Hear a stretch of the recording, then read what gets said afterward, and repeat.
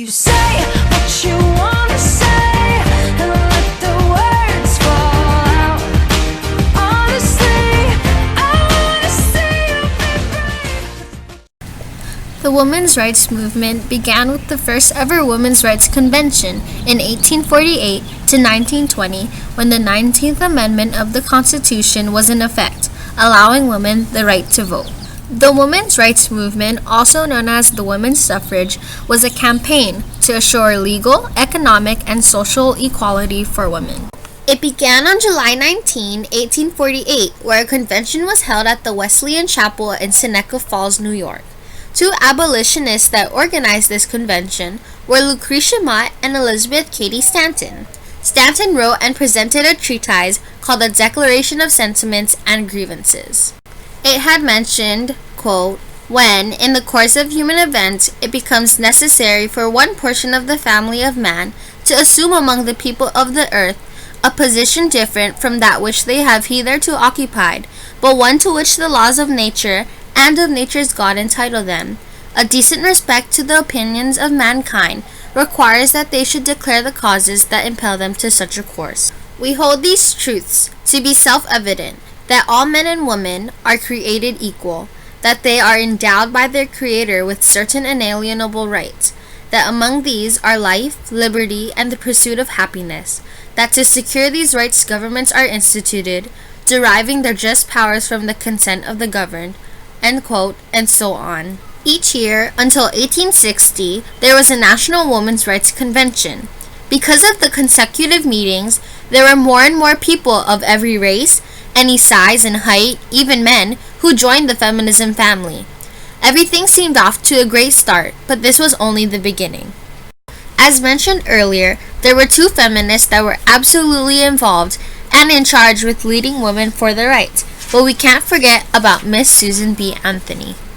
Susan B. Anthony, along with Lucretia Mott and Elizabeth Cady Stanton, all worked their way to achieving the goal for women. Anthony and her older family were all abolitionists for slavery, which inspired her to take stand for what's right. To do her part, she traveled around the country to convince others to allow women the right to vote. On the other hand, Lucretia Mott was known because she was denied her seat at the World Anti-Slavery Convention in London because she was a female. She then preached outside of a conference hall about women equality. She helped others by assisting freed people, establishing institutes and colleges, and getting as much service in global equality.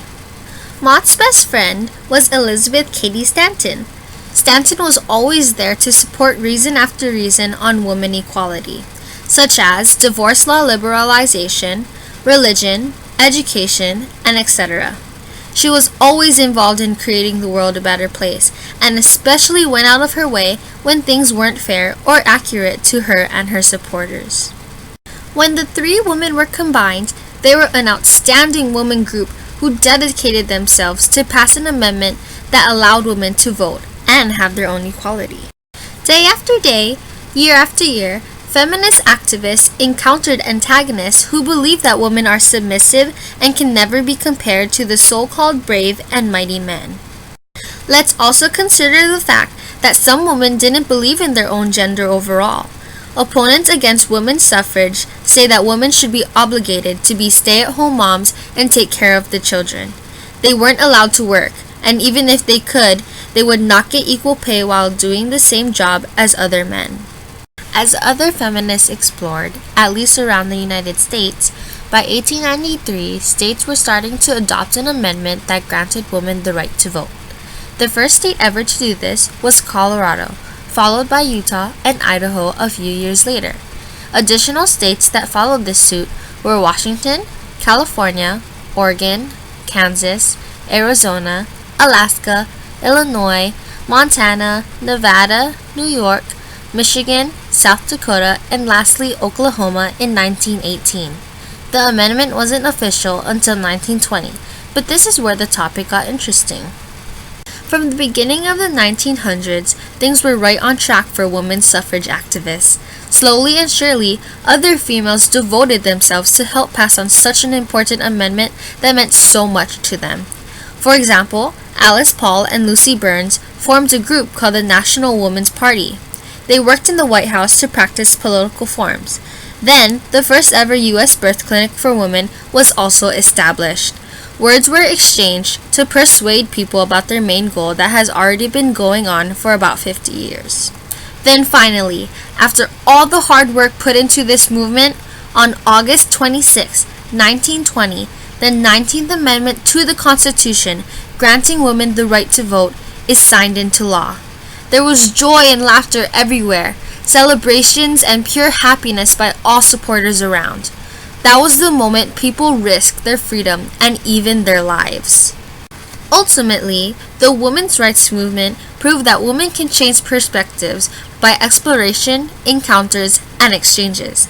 They explored around the world to influence their point of view. Their encounters with people of diverse backgrounds helped push their message.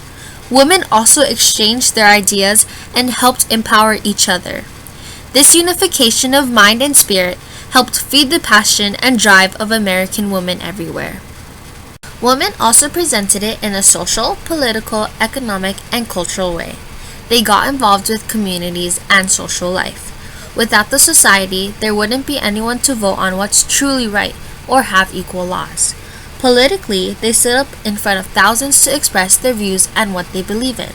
Women were economically hurt because they were the poorest of the people.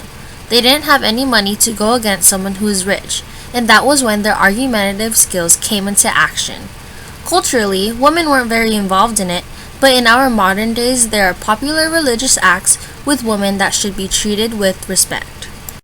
We must remember the women who paved the way for us. Women like Elizabeth Cady Stanton, Susan B. Anthony, and Lucretia Mott gave the ultimate sacrifice through their leadership, through their courage, and through their perseverance. The world will never be the same. The contributions of women's suffrage should never be forgotten nor taken for granted. The world doesn't revolve around men, and the world doesn't revolve around women. It revolves around the way we efficiently work together to make the world a better place.